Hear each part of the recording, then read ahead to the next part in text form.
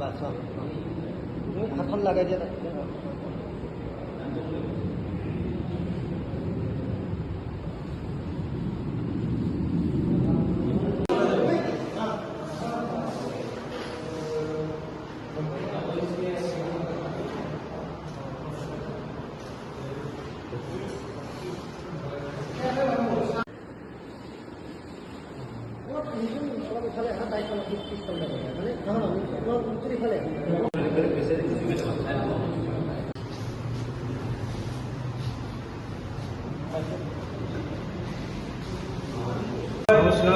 আমি থিয়েটাৰ অগ্নি পৰিয়ালে 25-26 নাট্যবৰ্ষৰ বাবে অসমবাসী ৰাইজৰ মাজলৈ আগুৱাই গৈ আছো।